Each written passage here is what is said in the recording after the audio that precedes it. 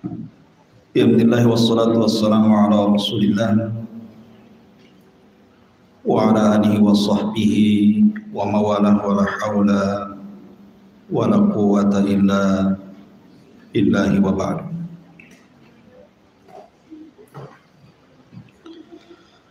Baik, kita lanjutkan kajian kita, masih membahas kitab Arba'in Nawawi, dan kita masuk pada hadis ke-16, An-nahyu anil ghadabi, larangan tidak boleh marah. An Abi Hurairah radhiyallahu anhu anna rajulan qala lin Nabi sallallahu alaihi wasallam awsini qala la taghdab faraddada miraran qala la taghdab, rawahu al-Bukhari. Dari Abu Hurairah radhiyallahu anhu, Nabi sallallahu alaihi wasallam bersabda kepada seorang laki-laki yang meminta wasiat.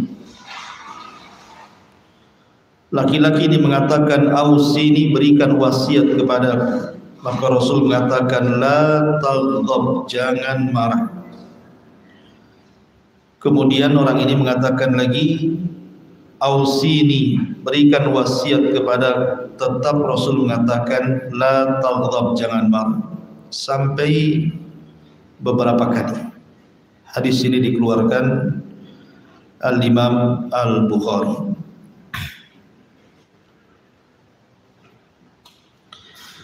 Ulama mengatakan hadis ini adalah hadis yang sangat agung karena hadis ini termasuk dari jawami'ul kalim. Jawami'ul kalim itu artinya kalimat singkat tetapi padat dan syarat makna. Itu namanya jawami'ul kalim.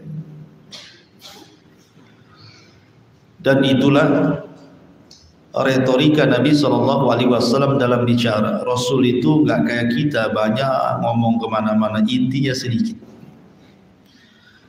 Tapi Rasul terbalik, yaitu ngomongnya sedikit tapi intinya banyak. Dan itu hanya diberikan kepada Nabi SAW dan tidak diberikan ke nabi-nabi yang lainnya. Makanya Rasul mengatakan, "Utitu jawami al-kalim." Salah satu 5 perkara yang tidak diberikan kepada para nabi adalah aku diberi jawami al-kalim, kalimat-kalimat singkat tapi syarat dengan makna dan padat pelajaran. Di sini Nabi SAW mengajarkan kepada kita satu akhlak yang sangat baik sekali.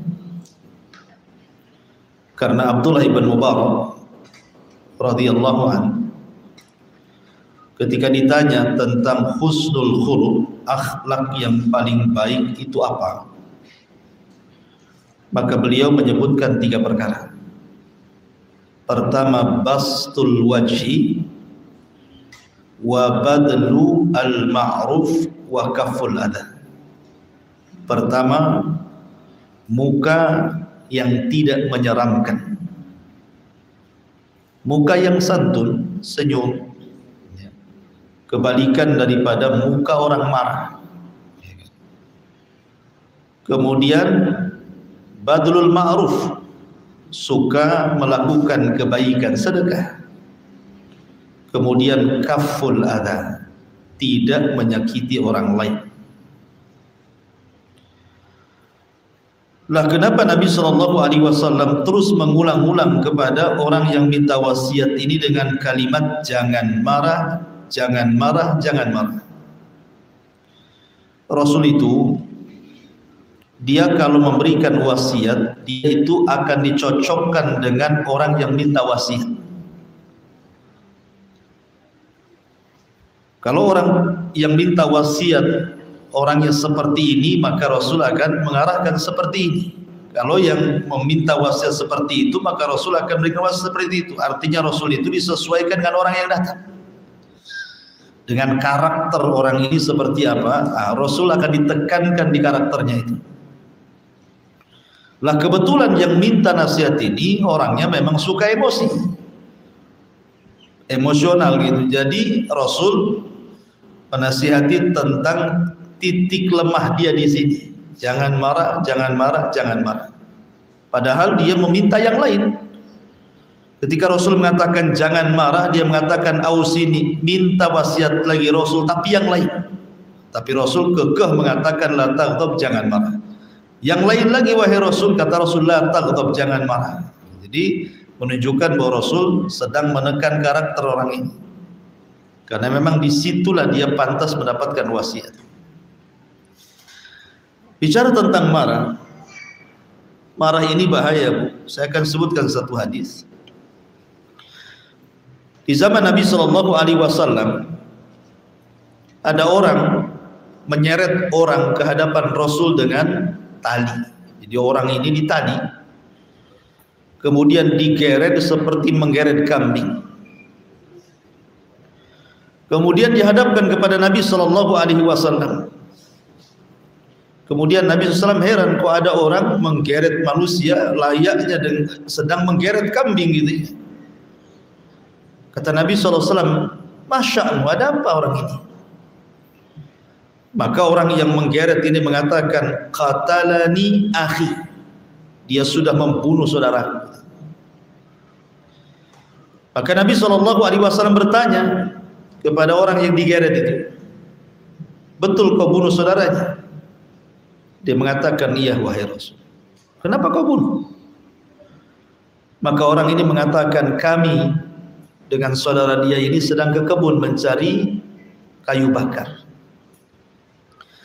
Di tengah-tengah mencari kayu bakar, dia mengucapkan beberapa kalimat yang membuat aku emosi, membuat aku marah, sehingga aku ambil palu, kemudian kupukulkan di kepalanya, dan aku pun membunuhnya. Dari sini lihat akibat orang marah, bunuh orang kan. Jadi terjadinya pembunuhan dalam hadis ini akibat daripada kemarahan. Padahal yang dibunuh itu temannya yang biasa mencari kayu bakar ke hutan. Tapi kalau saat marah di depan kita itu sudah ada teman-temanan, Bu. Mau teman mau bukan, kalau sudah emosi itu semua musuh. Makanya ghadban dalam bahasa Arab itu artinya ghayalanu damil qalbi yuridul intiqam. Jadi darah yang mendidih dalam hati seseorang, kemudian dia ingin membalas dendam. Itulah arti daripada ghadab. Darah tinggi ya, sedang mendidih darahnya sehingga dia ingin meluapkan kepada orang yang dimarahinya itu. Makanya orang marah itu tidak punya malu. Orang lagi marah itu malunya hilang. Dia akan mengucapkan apa saja sekehendaknya. Dia tidak bisa mengatur bahasanya. Mau depan orang satu, mau depan orang dua, mau orang ramai, kalau sedang marah, orang itu hilang malunya. Makanya kenapa kemudian marah itu sangat tercela. Akan tetapi, apakah semua marah itu tercela? Tidak. Nabi SAW itu orang yang paling tinggi akhlaknya. Tidak ada makhluk yang lebih tinggi dibandingkan akhlak Nabi SAW. Tapi Rasul marah juga. Itu Nabi itu. Satu peristiwa, Muadz bin Jabal radhiyallahu an salat Isya bersama Nabi menjadi makmum. Kemudian setelah itu pulang ke kampungnya, di kabilahnya belum salat Isya orang-orang itu. Melihat ada Muadz bin Jabal Maka mereka meminta agar Mu'adz menjadi imam sholat isya bagi mereka, padahal Mu'adz sudah sholat isya.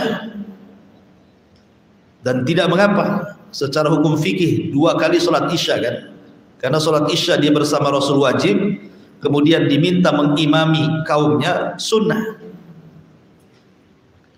Masalahnya Mu'adz ini dia panjangkan pula bacaannya, dia habiskan surah Al-Baqarah dalam 1 rakaat. Coba aku sholat isya, imam di sini baca Al-Baqarah, besok pindah masjid ibu tuh. Ya. Jadi akhirnya ada satu makmum ini, namanya orang di belakang itu kan hajatnya beda-beda. Makmum itu punya hajat beda-beda, tidak semua sama. Punya kekuatan berdiri beda-beda, punya kesehatan berbeda-beda. Sehingga ada satu makmum ini keluar dari jamaahnya Mu'adz bin Jabal. Mu'adz menuduh dia munafik. Sampailah kabar ini kepada Nabi SAW karena Mu'adz ingin melaporkan ada orang yang keluar dari saf ketika jamaah. Akhirnya Nabi SAW yang dimarahi siapa? Mu'adz. Wa ghadiban Nabi SAW. Mu'adz dimarahi Nabi. Nabi marah. Dengan suara tinggi Nabi mengatakan, afattanu ya Mu'adz. Hei Mu'adz, engkau akan membuat fitnah di hadapan manusia. Idza shalla ahadukum falyukhaffif. Apabila engkau salat dan Anda menjadi imam, ringankan salatmu, jangan memberatkan makmum. Ya. Dari sini menunjukkan apa? Rasul marah, emosi. Kemudian ketika Nabi SAW bersama para sahabatnya dalam perang Hunain, kan banyak sahabat-sahabat yang baru masuk Islam tergabung dalam perang Hunain ini. Jadi ketika di perjalanan antara Madinah dan Hunain ini, sahabat-sahabat yang baru masuk Islam yang terlibat jihad ini lewat di sebuah pohon namanya Dzatu Anwah. Pohon itu dulu dikeramatkan di zaman jahiliyah oleh sahabat-sahabat yang baru masuk Islam itu. Lewat lagi di pohon itu. Kemudian terkenang di masa jahiliyah bagaimana dulu mereka kalau perang itu tabaruk dengan pohon itu supaya menang perangnya. Tiba-tiba kemudian mereka mengatakan, nyeletuk kepada Rasul, ya Rasulullah, ij'al lana dzata anwatin kama lahum dzatu anwat. Rasul, buatlah kayak pohon itu, katanya, pohon-pohon lain yang keramat, biar senjata-senjata kami ditaruh di situ, nanti ada kekuatan yang ditransfer ke senjata itu biar menang dalam perang. Nabi marahlah. Kemudian Nabi SAW mengait-ngaitkan ucapan mereka dengan ucapan Bani Israel. Kata Rasul, kultum kama qalat Bani Israel. Sampai Rasul bertakbir, Allahu Akbar, menunjukkan marahnya. Ucapan kalian persis seperti ucapan Bani Israel kepada Musa, ij'al lana ilahan kama lahum aliyah. Ketika Bani Israel baru diselamatkan dari kejaran Fir'aun dan mereka menyaksikan bagaimana Fir'aun ditenggelamkan, lewat di sebuah desa ada orang nyembah patung sapi. Tiba-tiba ngomong sama Musa, wahai Musa, jadikan untuk kami patung sapi yang serupa dengan mereka, katanya. Ya marahlah Musa. Maka Nabi SAW juga marah. Artinya Rasul marah gitu. Rasul manusia sama dengan kita. Kita makan, dia makan. Kita minum, dia minum. Kita marah, dia pun marah. Tetapi marah seperti apa maksudnya ya? Maksudnya marah itu apabila intihak hurumatillah. Kalau ada orang yang merobek batasan-batasan Allah, maka Rasul marah. Karena kalau seandainya seseorang itu di waktu suruh marah kemudian tidak marah, kata Imam Syafi'i apa? Man istughdib falam yaghdab fahuwa kahimah. Orang yang waktunya marah kok tidak marah, berarti dia seperti keledai dungu, katanya Imam Syafi'i. Marah itu kadang diperlukan, tapi ada pada tempatnya. Bahkan kalau waktunya marah kemudian ibu tidak marah, berarti ibu dikeledai, kata Imam Syafi'i.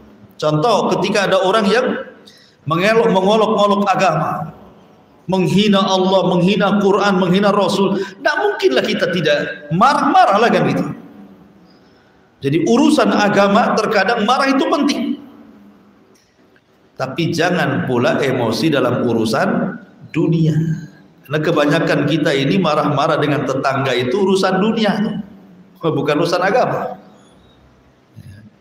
Ada orang nggak dipancing pun marah, memang dah tabiat dia tukang marah.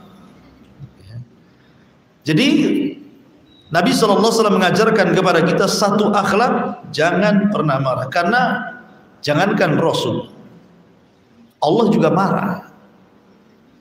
Ketika Nabi SAW berbicara soal seorang wanita yang diajak berhubungan suaminya kemudian menolak, apa kata Rasul? Pertama, la'anathul malaika hatta tusbih. Malaikat akan melaknat sampai subuh. Yang kedua, zat yang di langit maksudnya Allah, ghadban. Ghadban itu artinya murka, marah. Allah Subhanahu wa taala juga marah, tetapi marahnya Allah yaliku bijalalihi, tentu sesuai dengan keagungan Allah. Jangan samakan marah kita dengan marahnya Allah. Laisa kamitslihi syai'un wa huwa samiul basir. Ma'asyiral muslimat yang dimuliakan Allah Subhanahu wa taala, apa makna kalimat la taghdab? Jangan marah. Apa maksudnya? Kata ulama ada dua penafsiran. Maksudnya jangan marah itu, jangan mendekati sarana-sarana, wasilah-wasilah yang membuat kita marah. Jangan kemudian kita mendekati wasilah-wasilah atau sarana-sarana yang membuat kita ini tersulut emosi. Contoh, ibu ini baru dihabari sesuatu yang gak enak, dan ibu tahu kalau ibu mendatangi tempat itu pasti emosi, gitu ya. Maka tahan dulu. Ini mah enggak kan? Itu tetangga sebelah ngatain ibu tuh. Apa dia? Ibu ini pelit katanya, umpamanya kan, contoh. Oh, langsung emosi bukan? Kapan aku pelit katanya?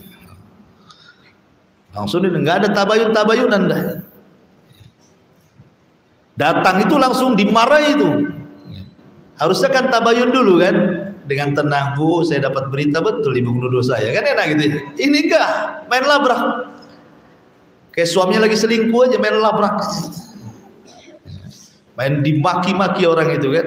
Tetapi disinilah taghdab, artinya kalau ada sarana-sarana yang menyulut emosi, jangan dekati dulu. Biar stabil dulu, Bu. Sebab orang marah itu saya katakan kata-katanya tidak bisa disusun. Kata-katanya itu tidak bisa dicerna gitu. Kadang-kadang satu kebun binatang keluar semua istilah-istilah itu. Namanya orang lagi marah. Makanya jangan mendekati wasilah-wasilah yang menyulut emosi. Sebisa mungkin diam dulu, tenangkan dulu. Gak benar, kasih uzur. Ya. Kadang-kadang kita ini nggak mau ngasih uzur sama orang, itu masalahnya. Maunya menang saja. Ini penafsiran yang pertama. Penafsiran yang kedua, la taghdab, jangan marah itu artinya apabila telah datang perkara-perkara yang bisa mengobati penyakit marah, redam kemarahan itu. Apa saja obat-obat yang bisa meredam emosi itu? Kata Nabi SAW, yang pertama, taghyirul hal, robah posisi marah. Merubah posisi marahnya. Kalau ibu marahnya berdiri, coba duduk. Kata Nabi SAW, idza ghadiba ahadukum wa huwa qa'im falyajlis. Kalau salah seorang di antara kalian emosi dan posisinya berdiri, duduk, kata Rasul. Fa in dhahaba anhul ghadab wa illa falyattaji. Kalau masih juga tidak hilang marahnya, baringkan. Nah, ini disuruh merubah posisi. Artinya la taghdab ini kalau sudah datang solusi seperti ini, dicoba supaya jangan marah, maksudnya dicoba dulu. Jangan langsung dengar berita langsung ayo kita sama-sama ke sana. Belum merubah posisi dan main labrak. Ya. Jadi rubah posisi. Yang kedua,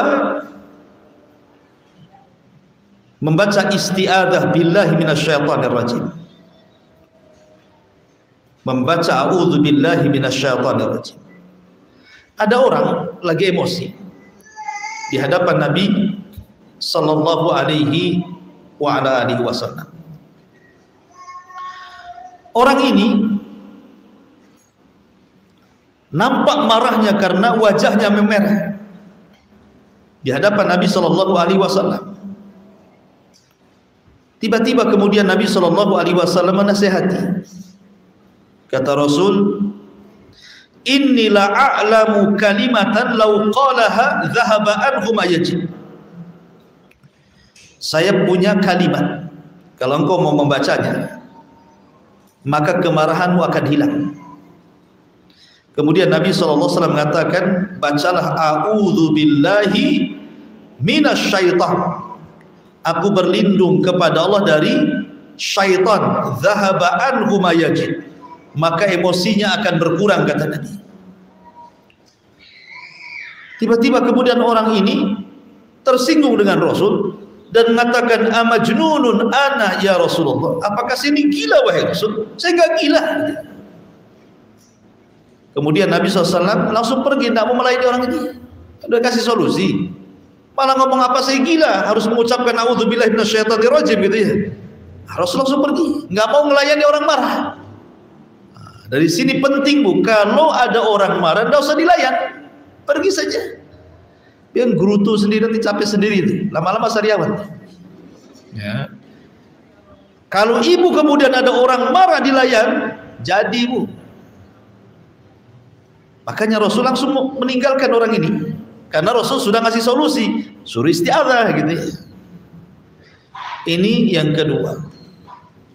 Yang ketiga,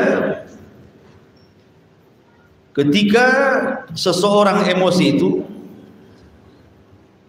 ghabtun nafsi anil indifa'i bi awamilil ghadab. Meredam jiwa, cari hal-hal kesibukan-kesibukan yang melupakan kemarahannya. Nah, jadi apalah kesibukan ibu itu kalau lagi marah itu, cari kesibukan supaya ngurangi gitu loh rasa marahnya itu, supaya pikirannya itu tidak terfokus kepada objek marahnya. Ketika ada kesibukan lain kan terbagi itu nanti itu, sehingga emosinya minimalnya kuranglah 10%, nanti turun lagi 30%, turun lagi kan begitu. Jadi ngurangi emosinya. Kemudian yang nomor 4, as-sukut. Nah, ini yang paling penting bagi ibu-ibu. Kata Nabi SAW, "Idza ghadiba fal yasqut," kata Rasul. Apabila salah seorang di antara kalian, idza ghadiba ahadukum fal yasqut, lebih baik diam dibandingkan bicara. Berapa banyak orang-orang ketika marah itu akhirnya yang tadinya bagus kalimatnya berubah menjadi cacian, berubah menjadi makian, berubah menjadi hinaan. Ingat sabda Nabi SAW, innal abda la yatakallamu bil kalimati la yulki laha balan min sakhatillah yahwi sahibuha fi nari jahannam ab'ad ma bainal masyriqi wal maghrib. Kata Rasul, ada seorang hamba mengucapkan satu kalimat tanpa ada unsur kesengajaan, tetapi kalimat itu membuat Allah murka. Apa yang terjadi? Allah masukkan ia ke dalam jahanam sejauh barat dan timur. Orang marah itu di luar kendali. Bahkan bukan hanya satu kalimat itu, kecacian-cacian itu, bahkan mungkin banyak kalimat-kalimat cacian, makian, rendahan. Itu sudah berapa dosa itu yang mau ditanggung, dicatat oleh malaikat itu. Padahal dia mengucapkan tanpa sadar tuh. Apalagi ibu memang sudah merancang, lagi marah sudah nulis di kalimatnya ini, saya harus ngomong 1, 2, 3, 4, 5, 6, udah kepikir tuh Sudah diagendakan tuh caciannya itu. Ini pertama ini dulu dicaci, yang kedua itu yang dicaci. sudah terstruktur itu kalimatnya itu. Nah, itu kan berapa dosa yang mau ditanggung. Makanya Rasul mengatakan, idza ghadiba ahadukum falyaskut. Apabila marah salah seorang di antara kalian itu, cobalah diam dulu. Diam saja. Ya, Ustaz diam nanti setruk pula. Harus diluapkan lah karena itu. Kalau mau diluapkan, marah sama tembok, marahi tembok, jangan depan orangnya. Ya. Karena kesalahan itu orang banyak yang salah luap, marahnya sama orang, objeknya suami yang kena. Itu ya. Kenapa tak masak? Enggak mau senyum pun tidak, ya kan? Diam aja kan gitu loh. Terakhir tahu suaminya, baru tengkar dengan tetangganya. Lah, kenapa kok suami yang kena? Harusnya kan suami makannya hari itu. Karena marah asal masak pula kan. Disangka micin rupanya apa itu? Gula tuh. Manis semua. Jadi di sini pentingnya as-sukut, diam. Kemudian juga yang nomor 5. An yadhkurallaha azza wa jalla, berdoa kepada Allah subhanahu wa ta'ala. Karena ada ayat dalam surah Al-Kahfi 24, wadhkur rabbaka idza nasit, ingatlah kepada Rabbmu apabila nasit.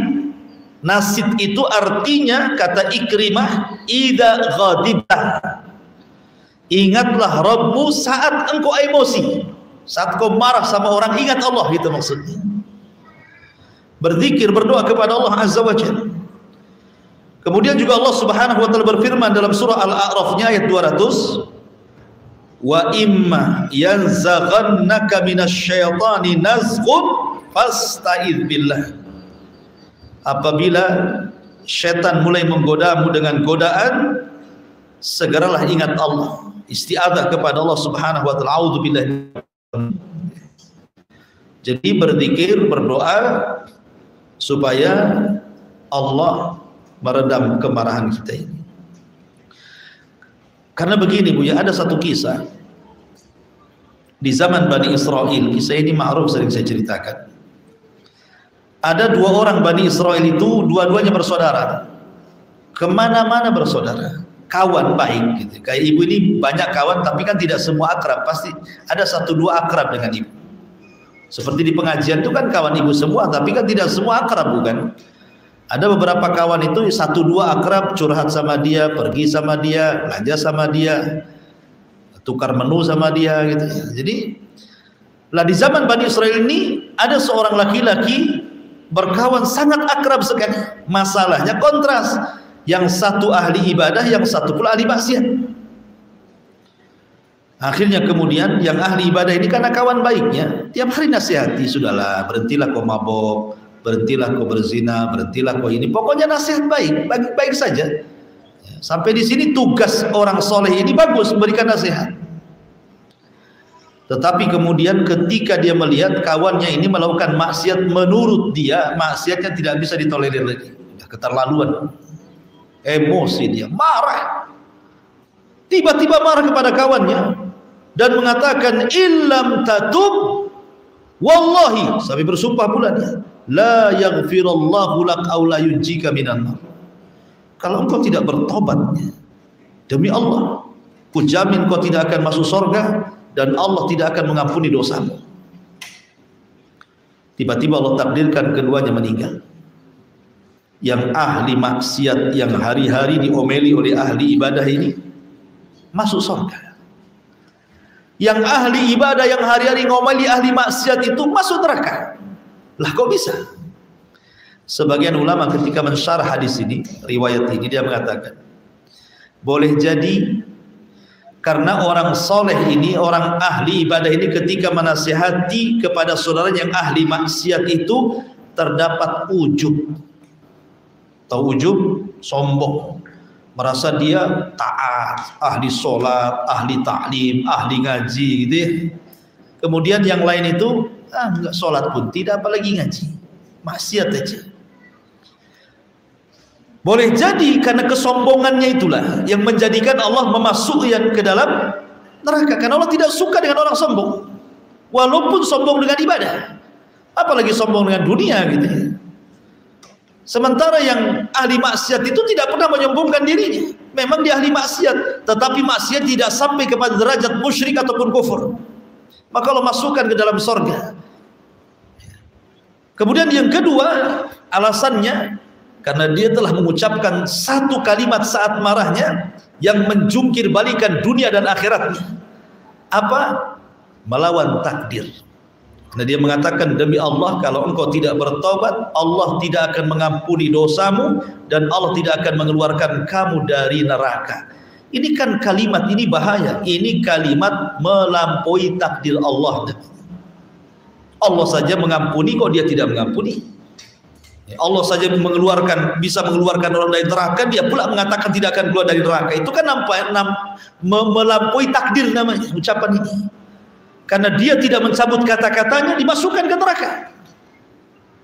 Dari sini apa? Buah daripada emosi itu. Orang baik aja masuk neraka gara-gara tidak bisa mengkontrol lisannya. Ya, itu padahal ahli ibadah tuh. Apalagi orang jahil gitu ya. Ngeri Bu kalau saya di masyarakat dengar orang berkelahi bertengkar itu, udah apa-apa yang diucapkan itu. Baik, kemudian yang nomor berapa itu tadi? Nomor 6. Yang nomor 6, an yufakkira fi kubhi suratihi indal ghadabi. Hendaklah orang yang marah itu cobalah berpikir 2 kali, bahwa ketika dia marah itu sesungguhnya dia sedang menampakkan wajah seramnya. Coba aja Bu, kalau lagi marah ngaca Bu, ya, kemudian selfie. Nah, nanti ya Ibu terang-terang tengok, oh kayak gini juga wajah saya rupanya kan itu. Jelek orang marah tuh. Mau secantik, seganteng, seindah apapun orang lagi emosi itu semua jelek. Yang ada sebel sewot kita ini ya. Kemudian juga yang selanjutnya, an yadhkura thawaba man kadhuma ghaidhahu. Untuk meredam marah itu juga salah satunya adalah mengingat pahala, balasan yang akan diterima bagi orang-orang yang menahan emosi. Ingat keutamaan sesuatu, pasti mencintainya. Kalau kita tahu keutamaan sholat 5 waktu, pasti kita akan rajin sholat 5 waktu.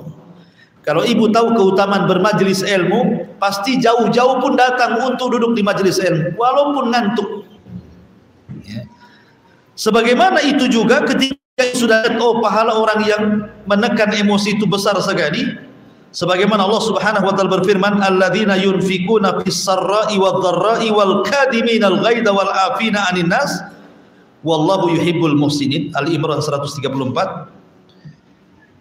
Dan ciri orang-orang yang beriman adalah orang yang menginfakkan hartanya baik di waktu senang ataupun susah, dan bisa menahan emosinya dan mudah memaafkan manusia. Dan Allah suka dengan orang-orang yang berbuat baik. Di sini ada kalimat wal kadiminal ghaidha, dan dia berusaha untuk menekan hawa nafsunya, karena marah itu kan bersumber dari hawa nafsu. Kalau hawa nafsunya stabil, marahnya stabil. Kalau hawa nafsunya lagi memuncak, maka marahnya juga bisa memuncak. Dari sini termasuk sifat-sifat orang yang beriman adalah menahan emosi. Kemudian juga diantaranya an yufakkir fis sababil ladzi yad'uhu ilal intiqam. Hendaklah seseorang itu berpikir kepada sebab yang mendorong dia untuk membalas ketika emosi. Jadi begini Bu, jangan orang itu marah kepada kita dengan mengucapkan 1-2 kalimat, ibu balas pula dengan 10 dan 20 kalimat. Itu maksudnya. Orang ini sedang marah sama ibu, mengucapkan kalimat binatang, ya, umpamanya si A bertengkar dengan si B, kemudian si A ini menyebutkan kalimat binatang kepada si B. Oh, dasar hamster kamu ini, umpamanya kan, yang agak lembut lah, yang itu tidak usah diucapkan itu. Hamster ke hamster. Lah kalau dia cuma menyebut kalimat itu, Bu, kalaupun kita harus membalas, maka jazaa'us sayyi'ah sayyi'atu mithluha. Kalaupun kita harus membalas dengan keburukan yang diberikan kepada kita, maka balaslah dengan keburukan yang sama atau maafkan. Maksudnya apa? Kalau dia mengatakan, oh dasar hamster, kamu juga hamster, itu saja cukup, karena dia ngomong itu. Jangan pula ibu tambah, kamu hamster, kucing juga, curut juga, itu udah nambah-nambah, Bu. Nggak boleh. Kalau dia nyebut kalimat satu itu saja, dibalikin lagi kalimat itu, maksudnya begitu. Itu kalau mau membalas maksudnya. Tapi kalau memaafkan jauh lebih baik. Karena begini, jangan kemudian tadinya ibu tidak punya dosa jadi punya dosa, begitu maksudnya. Gara-gara emosi ini, yang tadinya tidak punya dosa jadi buat dosanya banyak tercatat jadinya. Karena tadi menambah jadinya, ya. Mencaci maki orang itu satu kalimat nyaci maki, ibu berkalimat-kalimat membalasnya. Ya. Makanya di sini penting seseorang itu berpikir gitu, ya, tentang sebab yang menjadikan dia harus membalas itu. Berpikir kata-katanya juga dipikirkan, jangan asal ngomong gitu. Kemudian juga an yahdhara nafsahu akibatal adawati wal intiqam. Hendaklah seseorang itu, hendaklah jiwa itu menghindar akibat dari emosi itu.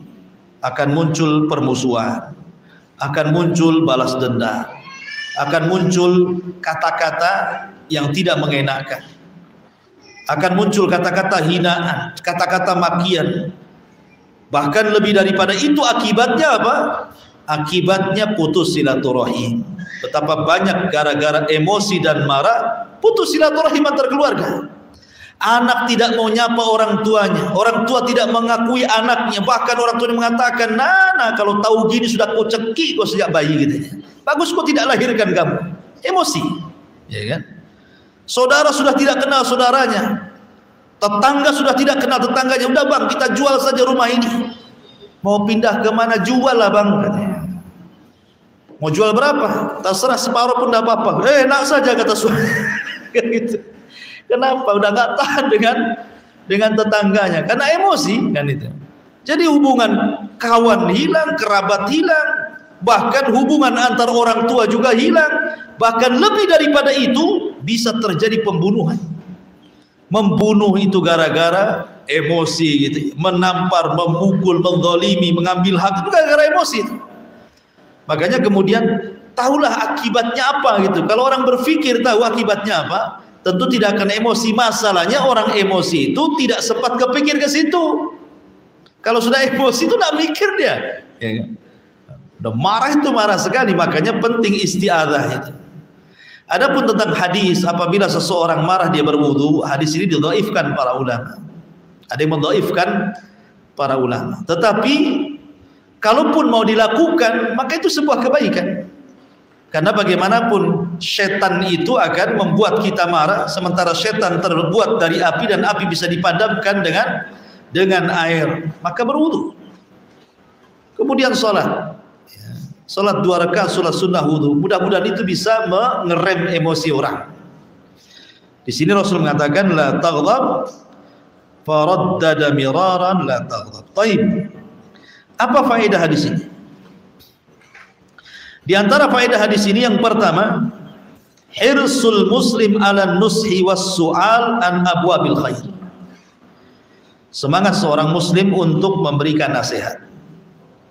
Orang ini kan bertanya kepada Rasul, berikanlah wasiat kepada aku. Maka semangat seorang muslim, ibu kalau datang ada orang minta nasihat, nasihati. Walaupun hanya mengucapkan ittaqullah, bertakwalah kepada Allah. Walaupun pendek seperti itu sudah cukup. Kemudian wassual an abwabil khair, biasakan bertanya soal pintu-pintu kebaikan.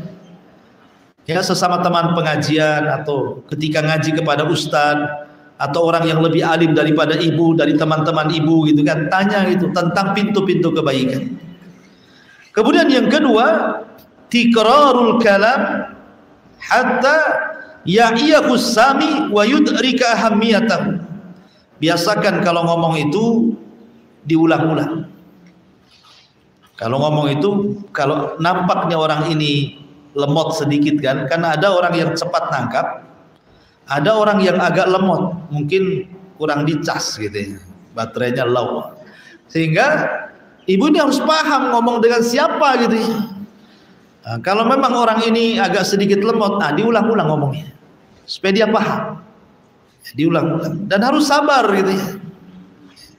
Kemudian yang nomor 3, al hadis yuhadzir min afatil lisan. Hadis ini juga memberikan peringatan tentang afatul lisan, bahayanya dosa lisan, karena keluarnya dosa lisan itu dimukodimahi dengan marah biasanya. Emosi baru keluar tuh afat lisan itu. Kemudian yang nomor 4, al haditsu yakhussu ala istinabi asbabil ghadabi wa nataijihi minal aqwali wal af'al. Hadis ini mendorong untuk menjauhi apapun sebab-sebab yang mengantarkan kepada kemarahan. Tinggalkan hal-hal yang bisa, wasilah-wasilah yang bisa mengantarkan kepada emosi, tolong tinggalkan. Pamannya, ibu dapat WA dari suami yang menyulut emosi ibu ya. Kalau bisa matikan handphonenya, handphonenya matikan, nggak usah pakai 1 hari itu. Ustaz nggak bisa nonton sinetron, itu drama Koreanya di situ pula. Jadi begitulah caranya. Sebab kalau ibu masih pegang handphone itu, sementara itu penyebab emosi ibu, jadi emosi itu. Apalagi kalau sudah berbalas pantun, wah jadi. Jadi makanya kalau ini yang menjadikan penyebab ada emosi dengan suami, matikan, taruh. Sudah, diam saja di rumah. Kemudian yang nomor 5, yajibu alal muslim an yatahalla bi makarimil akhlak. Wajib atas seorang muslim itu untuk berusaha menghiasi kehidupannya dengan akhlak-akhlak yang terpuji. Salah satu akhlak yang terpuji adalah menghindari emosi. Tapi sekali lagi, emosi itu atau marah itu ada 2 macam. Ada marah yang terpuji, ada marah yang tercela. Marah yang terpuji kalau agama dirobek, Allah dihina, Rasul dihina, Al-Quran dihina, agama dihina, itu marah terpuji. Kita harus marah ya. Tapi kalau soal dunia, jangan marah ya. Kalau soal dunia itu kan bisa diselesaikan. Tetangga naruh sampah gitu ya, kok ada di samping rumah ibu, baunya kemudian masuk pula ke jendela, kan bisa ngomong baik-baik, kenapa mesti emosi? Kemudian juga diantara ilaj al-ghadab secara umum, secara ringkas ya kan, pertama isti'adah kepada Allah, yang kedua mengingat tentang keutamaan meredam kemarahan, kemudian yang ketiga mengingat apa yang terjadi dari kerusakan dari akibat kemarahan, kemudian yang keempat berusaha untuk merubah posisi, kemudian yang nomor 5 cobalah mandi ataupun berwudu. Kalau lagi emosi sekali mandi aja atau wudu sekali gitu. Kemudian juga yang selanjutnya, ingatlah tentang takdir Allah Subhanahu wa taala. Arti mengingat takdir itu maksudnya begini-gini. Kalau ada orang yang emosi sama ibu, memaki-maki ibu ya, boleh jadi mungkin orang itu maki kita, menyulut emosi balik kita ya, itu sudah dicatat di Lauhil Mahfud sebelum Allah menciptakan langit dan bumi 500 tahun, bahwa orang itu hari ini akan marah sama saya jangan marah, gitu maksudnya ya. Itu ingat takdir itu seperti itu. Jadi kita kembalikan, wajarlah dia marah, semua sudah dicatat hari ini harus marah, ngapain kita harus ikut marah gitu maksudnya ya. Itu maksudnya di situ, ingat takdir Allah, ingat takdir Allah. Kemudian juga an yatadzakkal insan hilmallahi an ala ibadihi. Ingat kepada kelembutan Allah kepada hambanya. Tidak mungkin orang itu yang menyulut emosi kepada kita itu akan marah terus. Jangan terpancing. Ya, memang betul Allah Subhanahu wa taala menciptakan keledai dalam Al-Qur'an. Dan Allah Subhanahu wa taala menciptakan suara keledai, itu pun disebutkan dalam Al-Quran. Dan Allah juga menyebutkan suara yang paling buruk itu suara keledai. Inna ankarul aswat la sautul hamir, kan? Seburuk-buruk suara itu suara keledai, kata Allah. Jadi Allah yang menciptakan keledai, Allah yang menciptakan suara keledai, dan Allah yang mengatakan seburuk-buruk suara keledai. Maksudnya apa di sini? Ada orang-orang itu yang diciptakan seperti keledai, Bu. Dia diciptakan Allah. Kemudian dia bisa berbicara, Allah juga yang bisa menciptakan dia bicara, tapi ada pembicaraannya itu yang buruk yang keluar. Nah, ini. Jadi ada orang yang seperti itu, memang Allah ciptakan itu nyakiti ibu saja hari-hari gitu. Tetangga itu kayak memang diciptakan kayak gitu kayaknya. Memang dia diutus untuk menyakiti kita. Tetapi ingat, Bu, walaupun ada orang yang diciptakan seperti keledai, ngomongnya nyelekit sama ibu ini, tidak selamanya dia akan ngomong seperti itu. Kenapa? Karena dia diciptakan bicara itu bukan khusus untuk menyakiti ibu saja. Pasti ada waktunya berhenti juga kok. Nggak mungkin dia ngomong terus gitu ya. Pasti ada capeknya juga. Ya, ibu doakan saja, Allah mudah-mudahan orang itu sariawan ya Allah, biar nggak ngomong terus gitu. Kan haus tuh. Jadi aja di cedalnya dia ngomong terus gitu ya. Gak apa-apa, gitu saja. Doakan yang supaya dia diam saja. Apa yang dilayak? Makanya pentingnya seseorang itu memanage bagaimana ketika ada hal-hal yang membuat emosi itu. Salah satunya apa? Salah satunya jangan dilayan. Fa'arid anhu. Jadi kalau ada orang yang gitu, ibu itu jangan ikut menyakiti, tapi coba berpaling. Anggap ibu nggak kenal dengan dia. Walaupun tetangga sebelah. Kalau ditanya nih, Bu kenal si Anu? Nggak kenal saya. Itu kan tetangga ibu. Anda tahu saya. Gitu Bu. Ya. Jadi pokoknya anggap nggak kenal saja, nggak apa-apa. Sebab kalau nanti disebut namanya emosi itu, nanti ibu terpancing. Iya emang tetangga saya, tapi tulisannya tebal kali itu. Mulai itu kan, gibah jadinya kan. Makanya nggak usah. Fa'arid anhum, udah berpaling saja. Kalau memang tidak bisa berpaling, maka nasihat yang kedua kata para ulama, sebaiknya ibu perbanyak tidur. Kalau ada masalah dengan orang itu, tidur saja Bu. Ya, karena tidur itu melupakan segalanya. Tapi ada juga yang kebawa mimpi Bu. Ya, sudah di kenyataan bertengkar, dalam mimpi pula ketemu dia. Itu dari setan itu ya kan. Itu mimpi dari setan Bu. Ya. Kenapa demikian? Makanya kan ada namanya kisah Ashabul Kahfi. Ulama mengatakan kisah Ashabul Kahfi.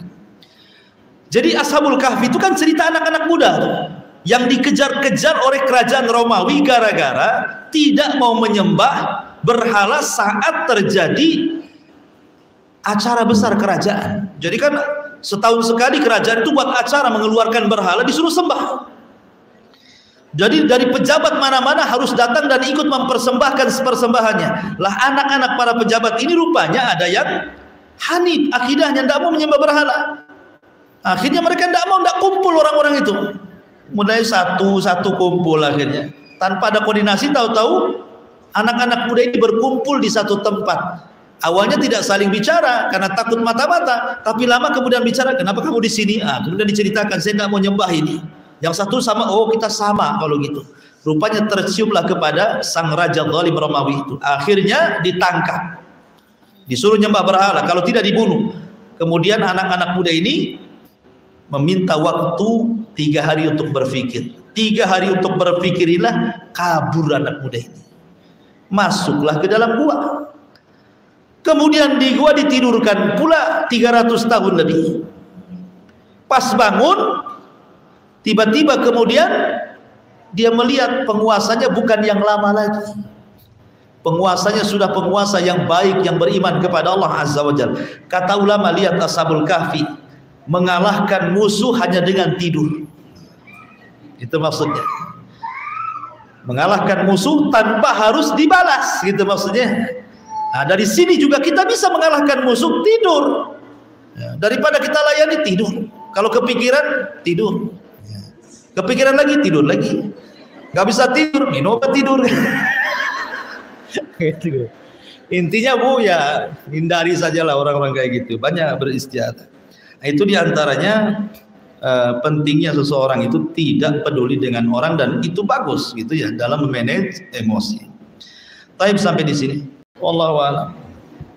Taib, segera cukup ya. Udah jam 11 lebih. Subhanallah bihamdika, asyhadu an la ilaha illa anta astaghfiruka wa atubu ilaik. Wallahu ta'ala. Assalamualaikum warahmatullahi wabarakatuh.